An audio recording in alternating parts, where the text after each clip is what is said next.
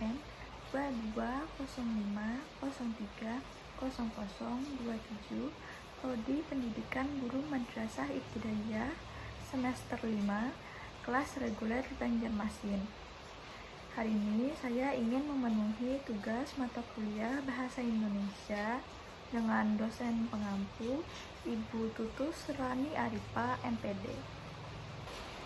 Hari ini saya akan menjelaskan metode problem-based learning dengan materi pembelajaran kalimat prosedur dengan pemakaian media pembelajaran amplop pintal kelas 4 semester 2. Baik, selanjutnya saya akan menjelaskan metode problem-based learning. Metode problem-based learning adalah metode pembelajaran yang menggunakan masalah dunia nyata untuk mendorong siswa belajar.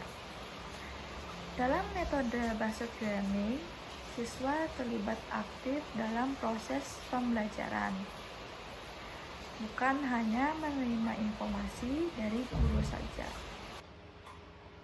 Selanjutnya, saya akan menjelaskan materi pembelajaran, yaitu teks prosedur. Teks prosedur yaitu suatu bentuk teks yang berisi langkah-langkah atau tahapan-tahapan yang harus ditempuh untuk melakukan sesuatu agar dapat dengan mudah dan benar dalam pengerjaannya. Baik, langsung saja untuk penyampaian materi, yaitu teks prosedur. Di sini saya menggunakan media bantu berupa PowerPoint. Baik, di sini ada yaitu materi teks prosedur. Apa itu teks prosedur? Teks prosedur adalah suatu bentuk teks yang berisi langkah-langkah atau tahapan-tahapan yang harus dipenuhi dalam melakukan suatu kegiatan agar kegiatan tersebut berjalan dengan lancar dan tanpa hambatan secara teratur yang bisa membuat kegiatan yang dilakukan menjadi terhambat bahkan sampai gagal. Yang pertama yaitu ada struktur teks prosedur. Yang pertama yaitu ada tujuan. Tujuan berisi tujuan dari penulisan suatu teks prosedur yang dibuat dan berupa hasil akhir yang akan dicapai dari pembuatan teks prosedur, sehingga pembaca makin tertarik dan makin mengerti dengan membaca teks prosedur tersebut. Yang kedua ada langkah-langkah. Langkah-langkah adalah cara-cara atau jalan yang harus ditempuh atau dilakukan untuk mencapai suatu tujuan. Dilakukannya kegiatan berdasarkan teks tersebut. Yang ketiga ada konjungsi.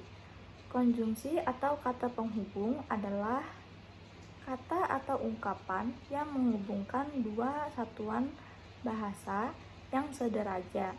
Kata dengan kata, frasa dengan frasa, klausa dengan klausa, serta kalimat dengan kalimat. Yang keempat yaitu ada keterangan waktu. Keterangan waktu adalah keterangan yang menunjukkan kapan suatu fenomena terjadi di dalam suatu kalimat ataupun teks. Yang kedua ada unsur kebahasaan teks prosedur. Yang pertama ada kalimat imperatif, adalah kalimat yang isinya atau yang mengandung perintah. Yang kedua yaitu ada kalimat deklaratif. Kalimat deklaratif adalah kalimat yang berfungsi untuk memberikan informasi kepada pembaca. Lalu selanjutnya ada kalimat interrogatif. Kalimat interrogatif adalah kalimat yang berfungsi untuk meminta informasi tentang sesuatu. Lalu di sini ada teks prosedur sederhana dan teks prosedur kompleks. Teks prosedur sederhana adalah suatu teks prosedur yang dijalankan untuk melakukan sesuatu kegiatan hanya dengan sedikit tahapan.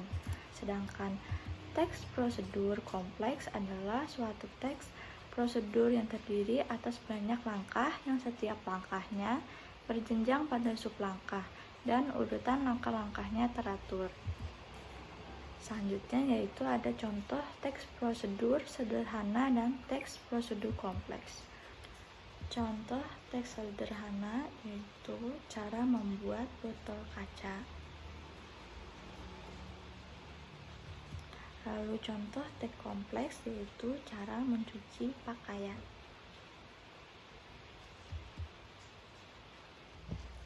Untuk penjelasan lebih lanjut, mari kita menyaksikan video berikut.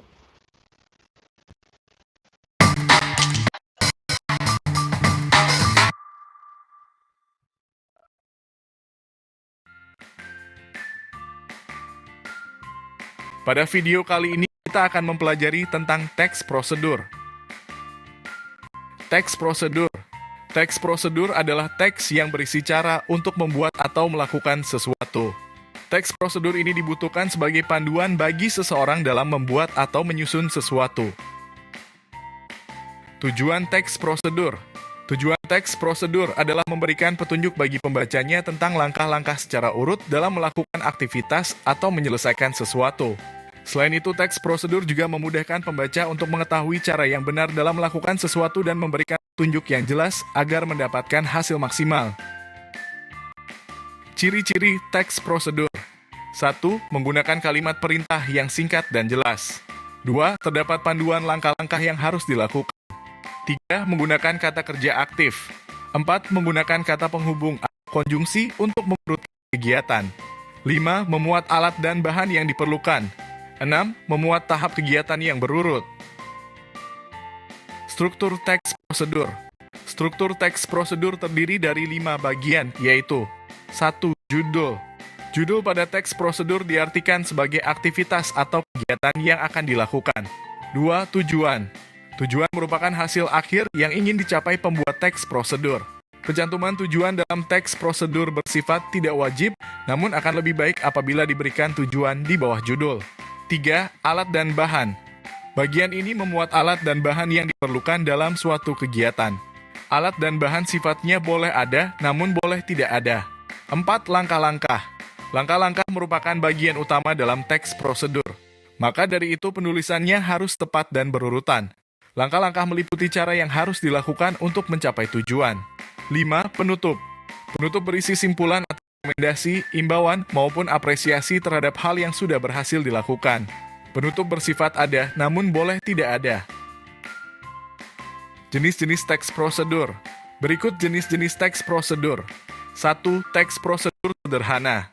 Teks prosedur sederhana adalah teks prosedur yang hanya berisi 2 atau 3 langkah saja. Contoh teks prosedur sederhana adalah cara mengoperasikan setrika. 2. Teks prosedur kompleks. Teks prosedur kompleks adalah teks prosedur yang ternyata. Contoh teks prosedur kompleks adalah cara memasak rendang. Cara mencuci tangan dengan benar.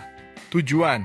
Mencuci tangan dengan benar bertujuan untuk menjaga kebersihan dan kesehatan tangan, serta mencegah penyebaran kuman dan penyakit melalui kontak tangan.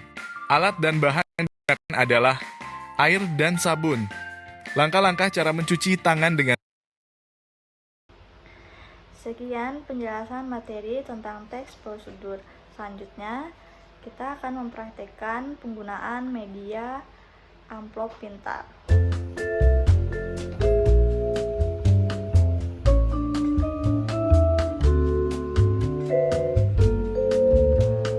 Baik, langsung saja. Di sini penggunaan media pembelajaran amplop pintar.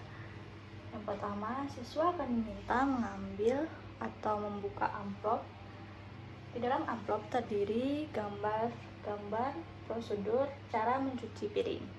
Nah, setelah siswa mengambil gambar yang ada di dalam amplop, siswa kita minta untuk berdiskusi. Kira-kira gambar yang mereka ambil itu termasuk prosedur mencuci piring yang mana? Misalkan ini contoh seperti kita ambil gambar di dalam amplop ini. Di sini terlihat sedang membilas piring. Contohnya, membilas piring termasuk prosedur dalam langkah-langkah. Kita letakkan di sini dalam prosedur langkah-langkah. Nah, seperti itu. Begitu pula dengan siswa sampai seterusnya. Itu saja penjelasan media pembelajaran amplop printer. Selanjutnya di sini untuk bahan evaluasi, saya membuat lembar kerja peserta didik. Di sini kelompok akan membuat teks prosedur sesuai dengan apa yang ada di sini. Sekian penjelasan saya pada hari ini. Wabillahi taufiq wal hidayah. Wassalamualaikum warahmatullahi wabarakatuh.